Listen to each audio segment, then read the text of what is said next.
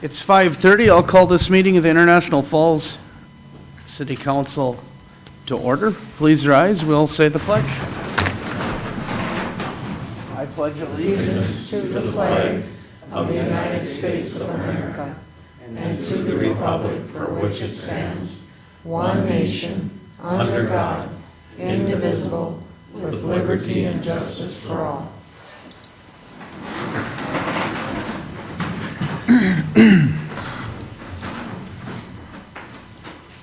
All members of council are present this evening for the record. We have two additions to this evening's agenda as presented. The first for consideration would be an agreement regarding IT services for consideration. And the second would be a soil boring proposal for the band shell. Are there any other additions or deletions? Is there a motion to approve the agenda with the two additions? I'll make that motion. Thank you, Councilor Holden. Second. Second by Councilor Wagner. Any discussion? Question? Aye. Aye. Aye. I'll vote yes. Agenda is approved unanimously. Thank you. Next, moving to approval of minutes of the previous city council meeting, which was Monday, October 20th, 2025. If there is nothing noted, I'd entertain a motion to approve those. Move to approval. Thank you, Councilor Buller. I'll second. Thank you, Councilor Kaler. Any discussion? Question? Aye. Aye. Aye. Aye. I'll vote yes. Minutes from the previous meeting of October 20th are approved unanimously. Thank you. Next, moving to payments, claims, transfers. First is transfer, City of International Falls transfers to Fund Number 101, our general fund, from Fund Number 812, Lodging Tax Fund of $1,065.05. Accounts payable claims, City of International Falls claims $614,565.60. Airport Commission claims $147,907.16. Airport Major Capital Project claims $537,787.91. Annual Capital Project claims, again, $324,116.65. And Airport Annual Capital Project claims, I believe this is revenue back, $412,544.90 for total accounts payable and claims of $2,036,932.22. Is there a motion to approve? I'll make that payments and motion. claims? Thank you, Councilor Holden. Second. Thank you, Councilor Wagner. Is there discussion? Question? Aye. Aye. Aye. Aye. I'll vote yes, and the payments, claims, and transfers are approved. Thank you. At this time, we will begin audience open forum, which is an opportunity to address the council, limited to 5 minutes.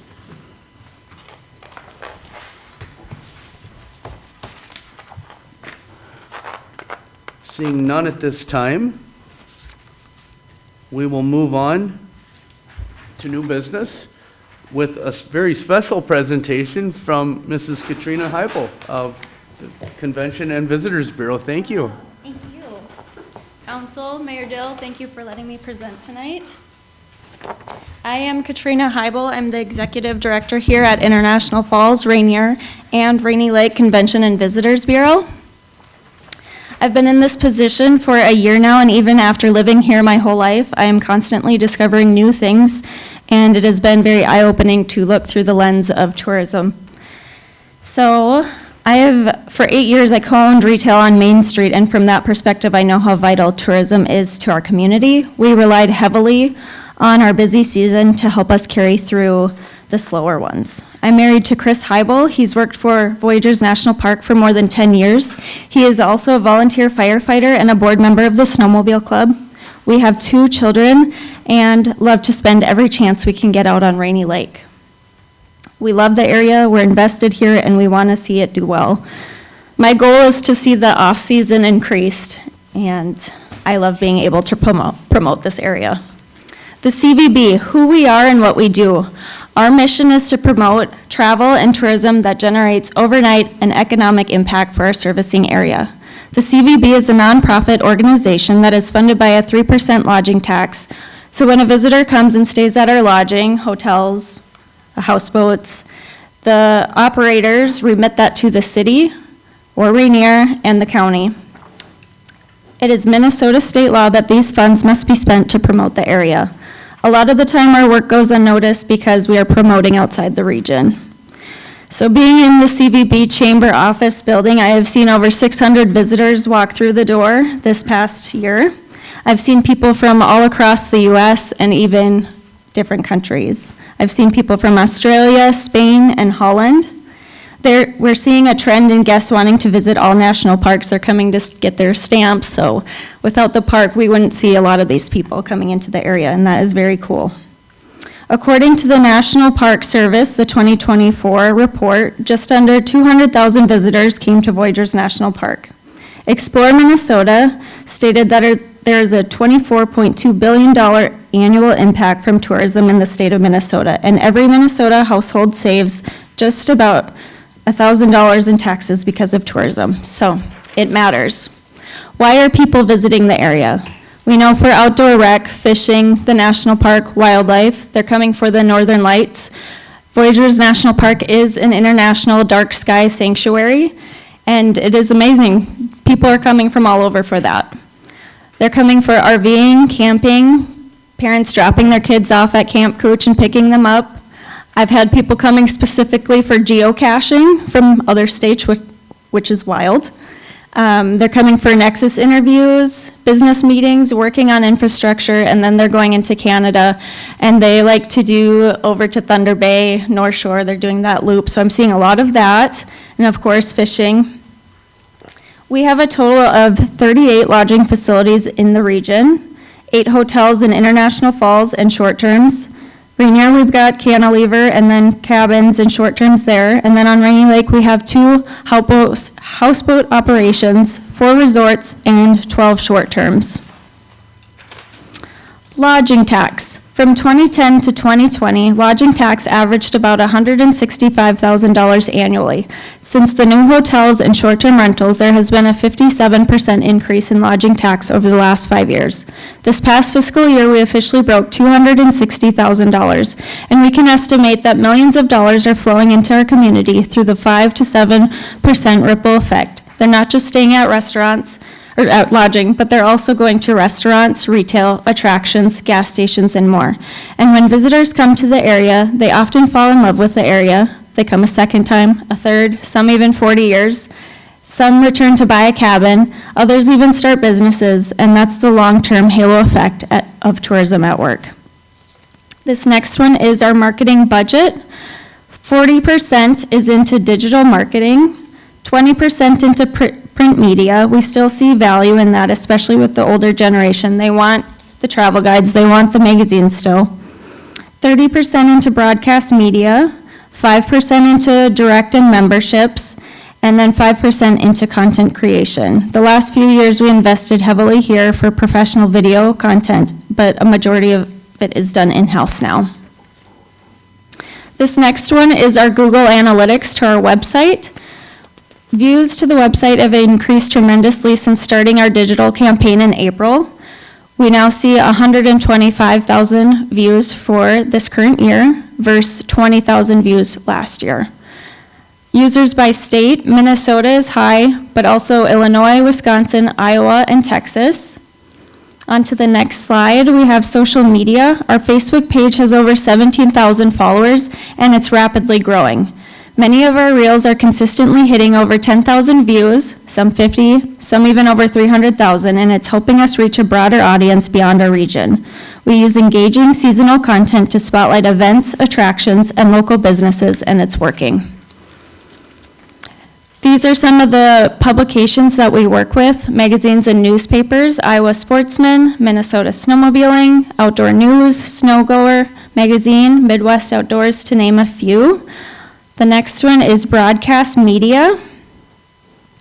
We do a large campaign with the Minnesota State High School tournaments. They do ads for us, and then we run commercials during the games for hockey and basketball, girls and boys. This combined got us a total of 2.6 million views. People love to see Rainy Lake up on the Jumbotron. Then we do a Midwest Outdoors where they come and fish a spring and fall episode, and then they air that the following year. That's broadcast regionally. And then we also do a campaign with KSTP down in the cities and a Twin Cities Live 10-minute segment with them in the springtime. So we are doing commercials with them as well. Travel guides, we had 16,000 guides printed last year. We mail these directly from requests from the website and Explore Minnesota. We give them to the visitors when they walk into our office, and then we show them all the places that they can check out. And then we distribute these to visitor centers across Minnesota. We share these at events, trade shows, and with local businesses. These guides are also available digitally on rainylake.org. We are currently in a new phase of making a new website, and we are so excited about this. It's been years since it's been updated, and it's going to be mobile-friendly and travel-minded design.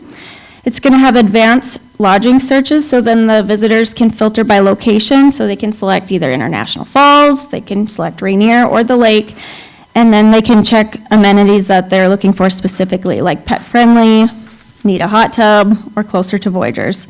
It'll also have an interactive map like Smokey Bear on it, and then they can learn more information about that. And then I'm excited about this one is curated itineraries, so a person can really get selective with what they're wanting to do when they come here. I want to go fishing, I want to hike, and then it's basically like a shopping cart where it turns it into a PDF, and then they can print that out, and their trip is basically planned. The CVB can also see how many people are visiting our individual partner pages and help guide future marketing decisions and support. Ways to get involved. We encourage businesses to share visitor-friendly updates and events with the CVB. We have an events page on our website, and we also do a monthly newsletter. Share the CVB resources. We have lots of maps in our office, so if you ever need ATV or snowmobiling or Minnesota maps, we've got them in there. And then please share our content on Facebook, Instagram. Share your love with the area with your friends and family, and welcome visitors warmly, because the littlest interaction make the biggest impact. And then if you have any photos or videos of the area, please send them my way. Do we have any questions? And this is our board of directors as well. I can go through that too. Joanne Dornhecker is our chair. She's the International Falls representative. Jim Mikowski, he is the vice chair for International Falls Lodging, and he is with American by Wyndham. Eric Johnson is the treasurer with Voyagers Outfitters, and then we have Kate Severson. She's an interp at Voyagers National Park. Steph Heinley for Rainy Lake Lodging. Joanne Kellner, she is our Rainier representative. Adam McIntyre, Koochiching County representative. Ashley Levine, Koochiching Historical Society, and then Kelly Franz, she's with Cantilever, and she's Rainier Lodging. Very good. That is my story, and I love it. Nice. Well, thank you, and it's very noticeable locally, the work that you're Thank you. doing. Thank you. Especially on social media. I appreciate that. And I was on the board down in Crane Lake as the chairman of our VTB. Yeah. And I wish we would have been generating this much revenue to promote the community with. Yes, it's been really great. So, thank you. Thank you, I I'd just appreciate like to it. add another, Please. just say, mention about how long this has been going on, working with the Visitors Bureau in this city. It was probably 10, 12 years ago that it was Eric Johnson and maybe Doug Franchel came to promote through National Geographic, the triangle trip that you were talking about. Yeah. That people Yep. come here, go to Thunder Bay and Yeah, do they're that. doing it a lot. Yeah, so the things do work when people come and ask for them, I guess was my point there. Yep.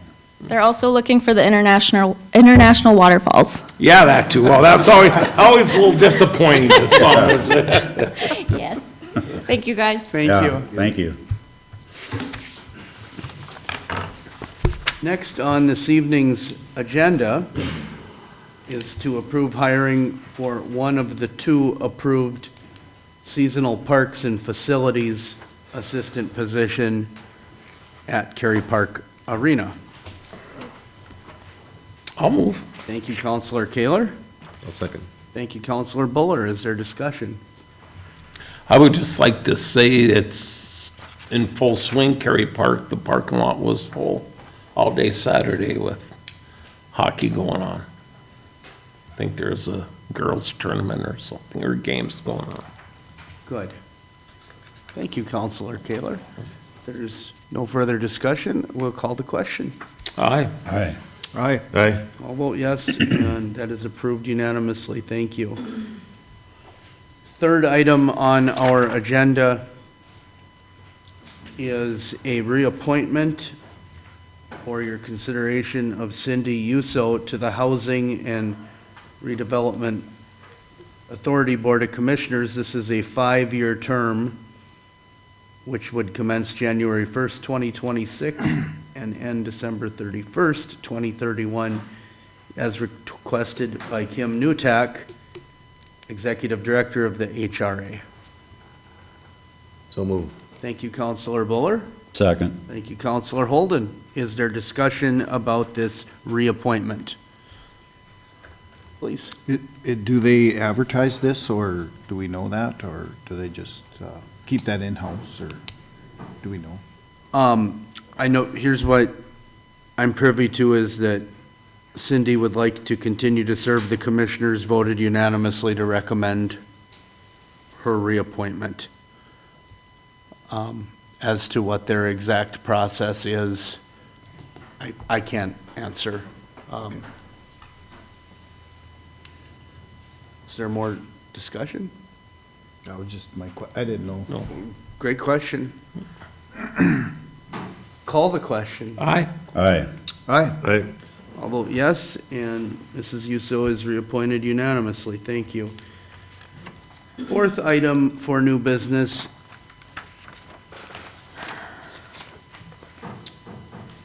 is to consider the appointment of Todd Ojala and Glenn Davis to the Charter Commission.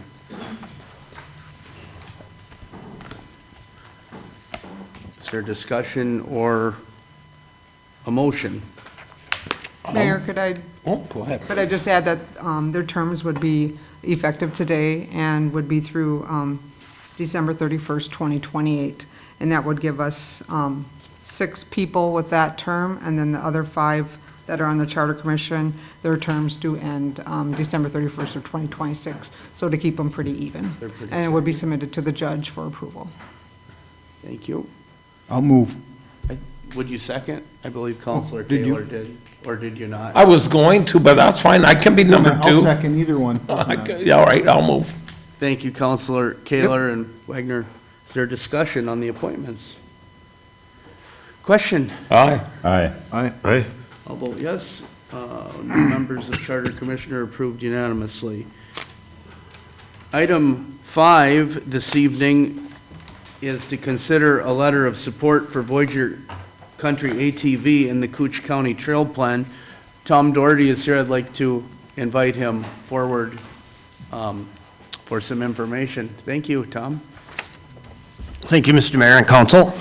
I apologize for having to come in and go before you again, but some of these things get a little bit complicated, and we're trying to hit the ground running, and we formulated this trail plan to put all 3 segments of the trail of the plan forward to connect to the Blue Ox. And in the future, for the 3rd segment, we wouldn't have to come before you for a resolution, providing we get a resolution supporting the trail plan tonight. Is there any questions that you may have about it?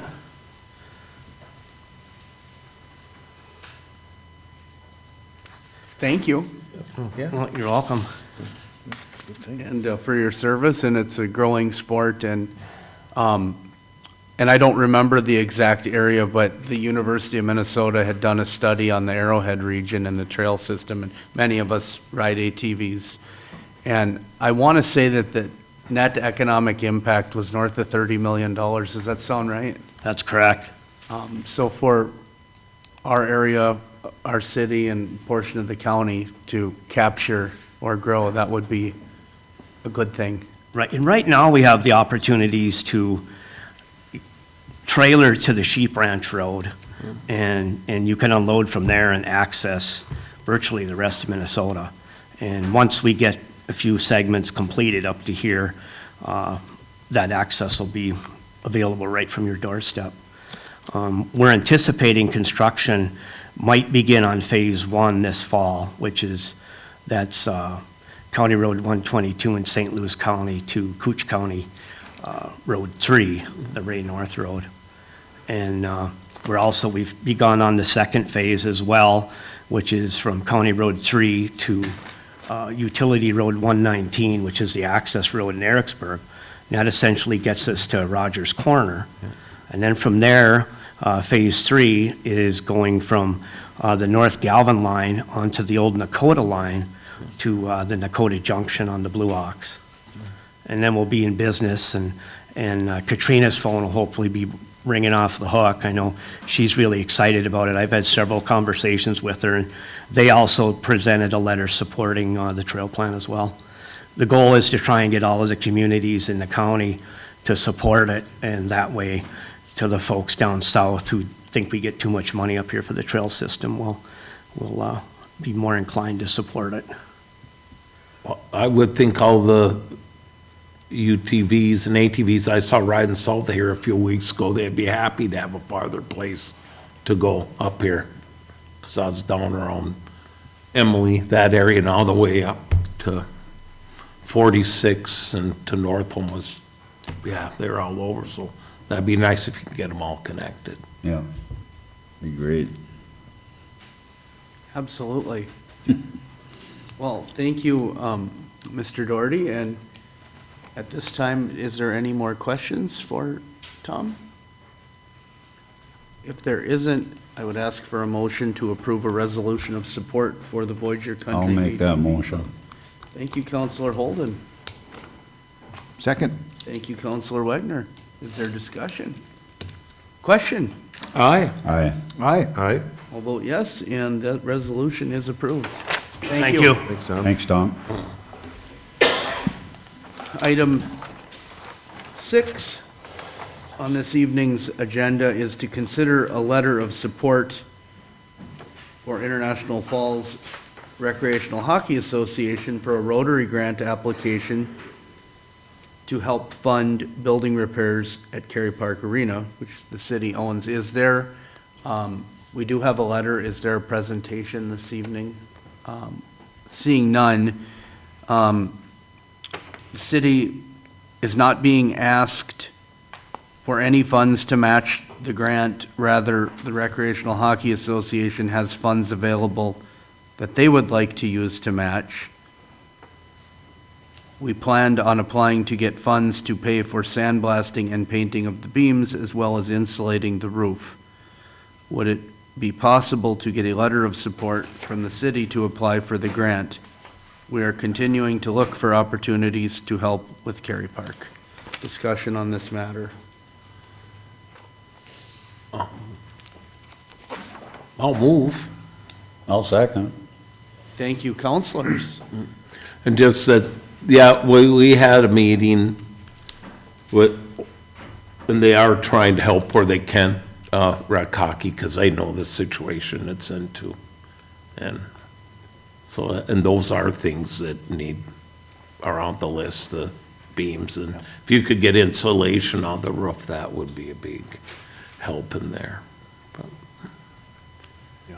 And thank you, Counselor Wagner and Kaler, for engaging with them, and Betty and Chelsea as well. And they all know, then we made it, but they're doing all this and clearing it through Public Works and stuff, so everybody's on the same page, which is one of the nice things with it all being centered in one place and all the rec. That was one of the reasons they dissolve the commission for that and other reasons, so. Thank This you. is a good step of collaboration. Good. Call the question. Aye. Aye. Aye. Aye. I'll vote yes, and that letter is approved to be written unanimously. Thank you. Item 7 this evening, to approve a memorandum of understanding related to Minnesota paid family and medical leave between the city, District Lodge 5, and its affiliate Woodworkers Local Lodge 33, representing firefighter, engineers, and paramedics. This is something that the city, through our Human Resources Department, negotiated and understood with those union bodies as there was new legislation that's been enacted that affected our contracts with the union. Is there any clarification that the council needs to seek in regard to this matter at this time? Okay, Motion to approve. thank you, Counselor Wagner. Thank you, Counselor Buller. Sherry, was there anything you felt necessary with the MOU to bring forward? Just to say it's consistent with the policy in the other unions. Okay, thank you. Call the question. Aye. Aye. Aye. Aye. I'll vote yes, this MOU is approved, thank you. Next is a resolution for an exempt permit, for Rainy River Community College Foundation to conduct a raffle on December 7th, 2025 at Bacchus Community Center. Is there a motion to approve? So move. Thank you, Counselor Buller. Second. Thank you, Counselor Holden. Discussion? Question? Aye. Aye. Aye. Aye. I'll vote yes. Resolution is approved unanimously. Thank you. Moving on to item 9 on this evening's agenda, another resolution. An application for premises permit for lawful gambling for International Falls Recreational Hockey Association to conduct this lawful gambling at Cobblestone Hotel and Suites. I'll make that motion. Thank you, Counselor Holden. I'll second. And Counselor Kaler. Is there discussion? Question? Aye. Aye. Aye. Aye. I'll vote yes. Approved unanimously. Thank you. Next is item 10. And I'd like to invite Chief Manassa forward for a resolution opting to increase the benefit level for firefighters who are vested in the statewide volunteer firefighter plan. Thank you, Mayor. Just maybe an overview of what this is. Pursuant to state law, volunteer fire departments, all fire departments actually are eligible for a retirement plan paid through, kind of managed on their own. About 5 years ago, we transitioned to a para plan, so we're allowed to do that. And part of what we did is we moved our private money into para's account pursuant to their rules. One of the things that we did with that is our investment plan also moved over. So our investment policy is that we maintain 105 to 100%, 110% funding. And what that means is we try and stay above the line on contributions. So the reason that the city has to approve what we do is you are the fiduciary backer, so to speak. So if we go short, or if we go, say, 95% funded, the city of International Falls is essentially on the hook for the 5%. We've tried very hard not to have that happen. I think since I've been on the fire department, 17 years, I think that's happened one time. And that was on a year where we had a lot of retirements. So we try very hard to stay above that. The raise we were seeking for, that you guys would need to approve, puts us from $5,500 per year of service to $6,000 per year of service. And in that follows into our investment policy, puts us at 105% funded and would not require a city contribution. So again, we try very hard to not have the city contribute in any way, shape, or form. So we've done our homework, we've done our schedules, and we think this is a reasonable move. In the attachments, I think it's about page 3 there, there's a email addressed to me from the para SVU, and that explains it's not the full report, but it does outline the process for applying for a increase, and then it shows that we did have a cost impact at the level increases of $100, $500, and $1,000. So it shows what the effect of each of those would be based on the levels of each individual firefighter's age and years of service. So there's a lot in the background that goes into the calculation, and again, we're fairly confident in our numbers that we will be good on that. In the past, we've kind of shifted our model to, you're hopefully going to see me most years here asking for increases, and the reason for that is when we shift to para, they've suggested doing small incremental increases when available versus not doing increases. So in the past, we used to wait a handful of years and then have large increases, and that doesn't work as well as just the small incremental ripples on the lake versus waves on the ocean is kind of the analogy that was used. So when we're slow and steady, we do better and we keep everything at an even keel. So that's why I'm in front of you today. Again, we have the numbers to back that. The only note I would make is on the sample resolution, we do have, that should be $6,000, not $6,500. So if approved, we will correct that before submission. And again, by the approval on this, this would become effect January 1st of '26. Thank you, Chief Manassa. And I just want to point out that this is so important because volunteers make up the majority of our, overwhelming majority of the department. They go to training, they respond to calls, and this is the 101th reason to try and get on a fire department and serve the community in some way. This is Correct. the bones, so to speak, of, Yep. for serving. Yep. When done properly, it's absolutely can be used as a recruitment tool, recruitment retention tool, but it's a benefit for the calls on holidays, birthdays, all that other stuff, so. Questions for Chief Manassa from council? Seeing no questions, thank you, Chief Manassa, and I would ask for a motion to approve this I'll make that resolution. motion. Thank you, Councilor Holden. Second. Thank you, Councilor Buller. Is there discussion? Question? Aye. Aye. Aye. All right. I'll vote yes, and that is approved unanimously. Thank you. Thank you. Item 11 on this evening's agenda is to discuss the International Falls ambulance service. There was a roundtable 2 weeks ago. Councilor Kaler sat in. It's televised on KCC TV. Since then, in the last week, I've had some discussions with relative parties, and I'm optimistic, very optimistic. We've all been here with this journey, so to speak, and we have been clear of what we're pursuing and what needs to happen to continue the level of service that we have been providing.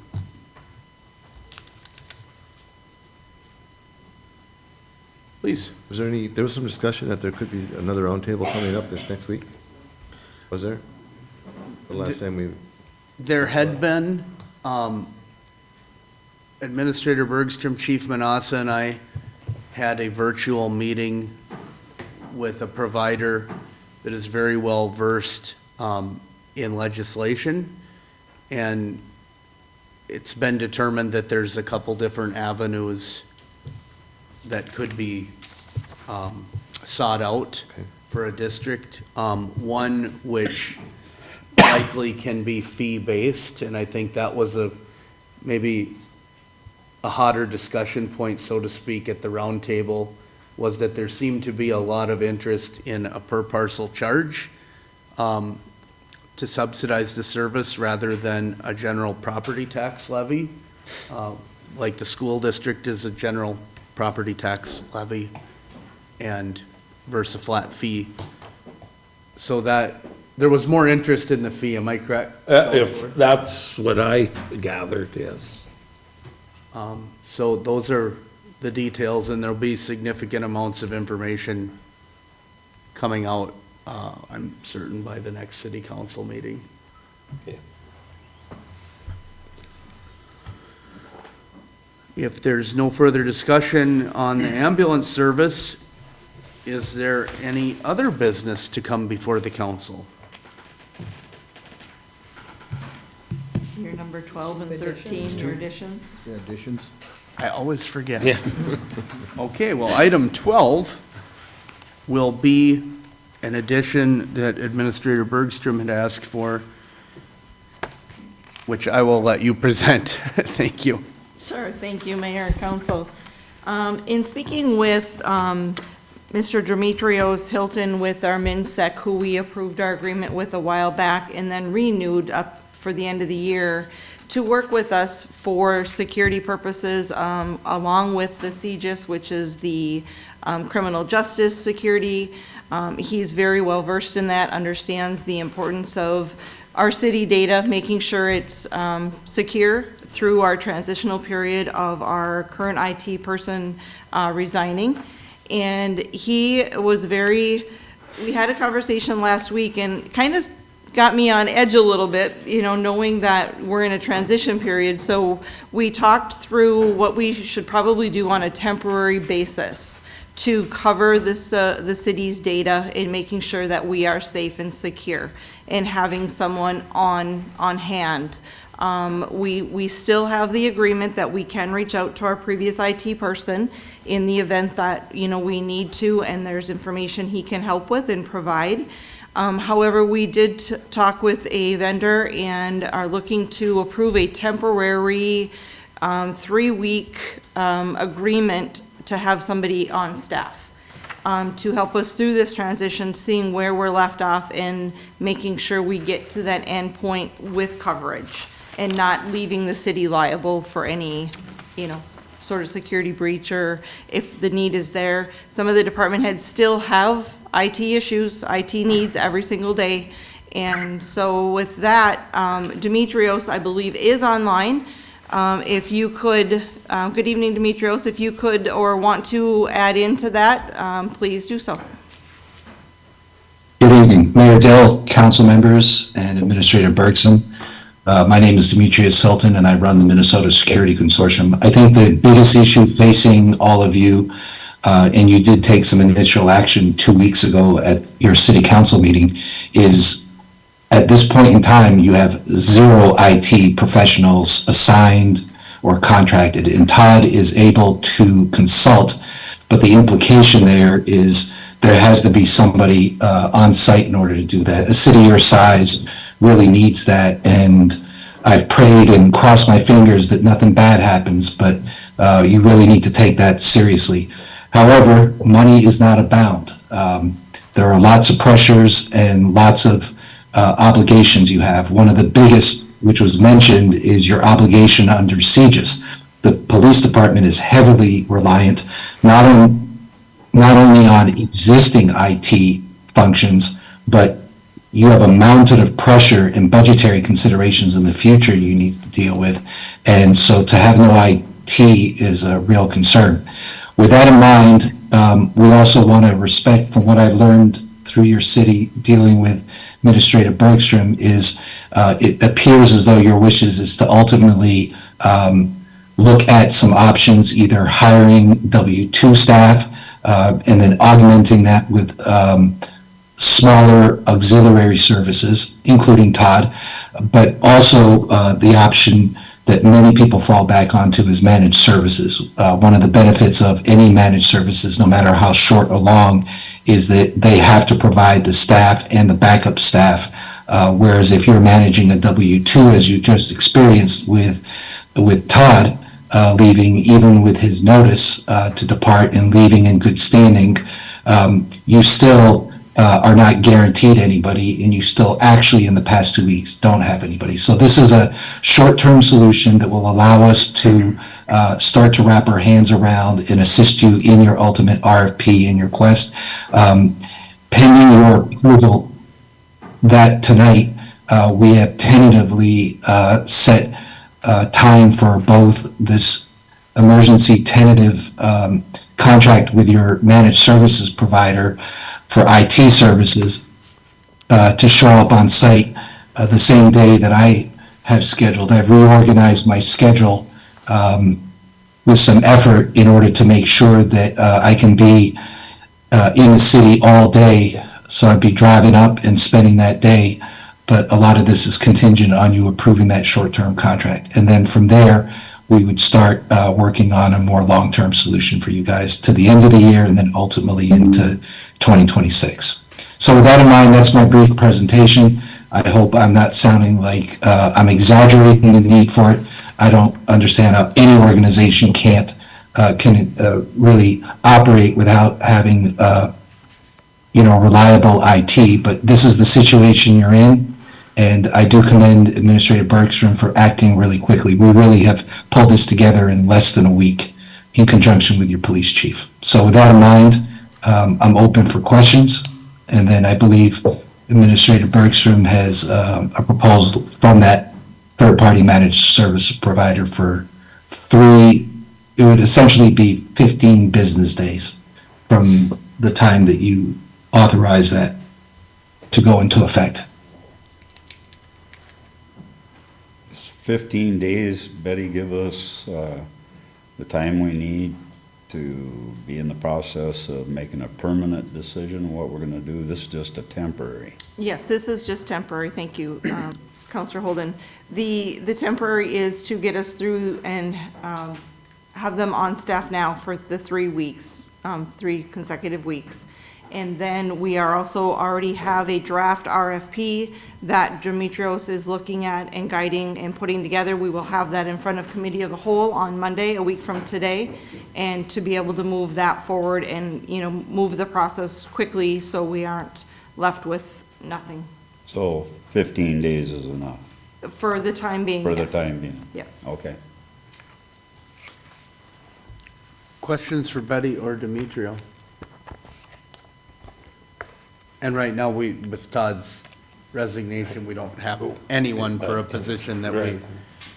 as long as the city has police and fire and all the things we would normally have, We have computers and whatnot. yeah, Yeah. it's very necessary. Yeah. Thank you, Demetrio. Do you have anything to add at this time? No, I just wanted to demonstrate that we respect your need to go through a process. So the reason we picked 15 days is to ensure that I can get a really good head start on the project you authorized me to do 2 weeks ago. But because you actually have no IT, I actually can't start that project. So from my point of view, it would be essential to have this short-term contract so that I can complete my work this week and in the following weeks. So thank you for your consideration.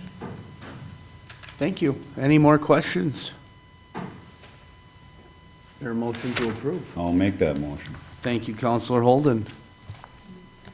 Second. Thank you, Counselor Buller. Discussion. Does this in any way, when the RFP comes out, this is one of the, probably that's gonna put in for RFP, I mean, is it biased now? No. You know, I And mean, that are we was gonna be- explained that they will have to go through and do an RFP process just like anybody else. They will be treated as just like any other candidate. And then it says 5 days, so is there nobody available on the weekend if we need somebody, if something There- nope. happens, or what? In the contract, there is after-hours values. Okay. Agreement, fees, excuse me, yes, available if the need is there for after-hours and weekends. Correct. Mayor and council, I'd like to also indicate that the going rate is easily $125 to $150 per hour, closer to the cities, but given the fact that we're not in the metro area, technology is still expensive. I was able to negotiate at the direction of Administrator Bergstrom to get them to lower the rate from their standard 120 down to 100, and I thought that was a good faith move on them. But I also agree, and also in my evaluation of their short-term contract made it quite clear that there is a RFP process. It also gives you options to extend this if everything is going well for the short term, so that you can actually conduct a proper RFP and evaluate that whole process. And the billing is on an as-needed basis as well, from what I, Well, it's 3 weeks. Okay. 3 full weeks, okay, the short term, 15 days. okay, so we pay for the 15 days? Okay. They'll assign a full-time person to the city effective the first day, which is really important. My criteria is the MSP needs to spend significant time on site at the beginning, and they've agreed to that. So unfortunately, you're in this bind, but I made it very clear to them, just like Administrator Bergstrom has made it clear to me and to them, that there is going to be an unbiased RFP process. And there are rules to the RFP to make sure that that process is sanctified and in the best interest of being fair, since you're a government organization, and I'm well aware of those. So, thank you. Any more discussion from the council? Question? Aye. Aye. Right. I'll vote yes, and that is approved unanimously, that contract. Thank you, Betty. Thank you, Demetrio. You're welcome. Have a good night. The final addition is regarding the band shell. We have a proposal from Braun Intertech for soil borings on site. And I had spoke with you, Betty, about this. The total estimate was it $8,600? 80, 8,400? 8450, I believe, So, 8480. and that would be paid for out of the account that we have the band shell proceeds. That is correct. So having just done a project like this down in Orr before we proceeded with any finalized draft and cost, we had to bore the soil to know what type of foundation was appropriate. So that's what this addition is. Do you have any additions to those comments, Betty? I do not. Counselor Kaler was there at that meeting as well, if you had anything additional, but that covers it. Yeah, no, that's the reason, yeah, before we start pouring the new foundation and stage area and that, yeah, just like you say, find out what's there, what's under it. But one of the nice things that came up from Mr. Lukacek was us having the foresight to take that down. For one, to make sure we could build what we wanted there, and that was one of the reasons we did that. But along with that comes the boring and check the soil and stuff like that. So, Thank you. and that being said, if you're looking, I will move. Second? Thank you. From the Band Shell Committee, Counselor Kaler and Wagner. Discussion? Question? Aye. Aye. Aye. I'll vote yes. Soil boring is approved unanimously. Thank you. In our packets are reports from administrator, attorney, and department heads.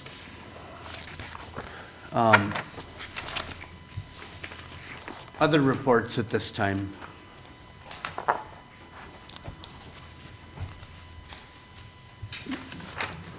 I think that we haven't had Kita yet this month.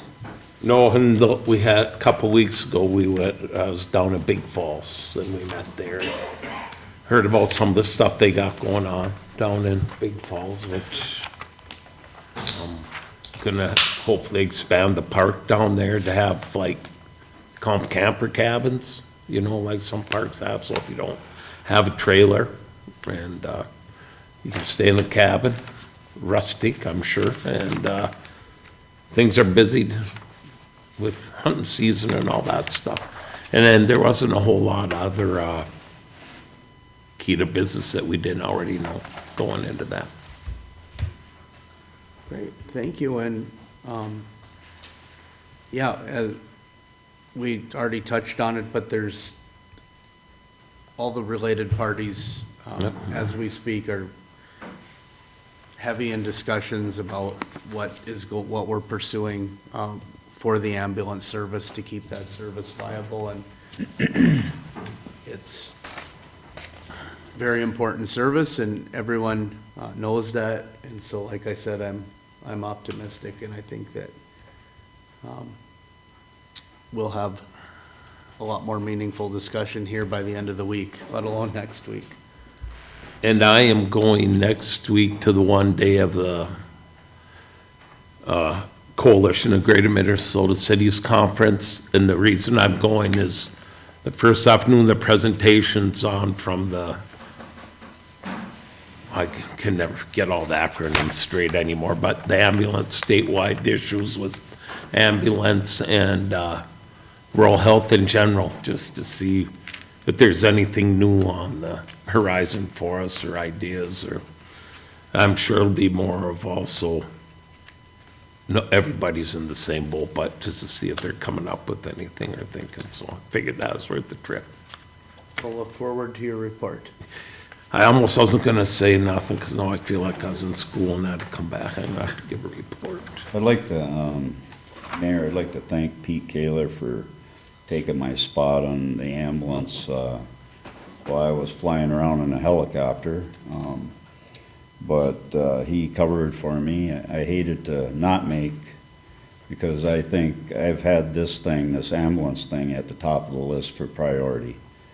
It went way back into the former mayor before, when he asked each one of us that was on the council what our highest priority was, and that was to get the ambulance taken care of.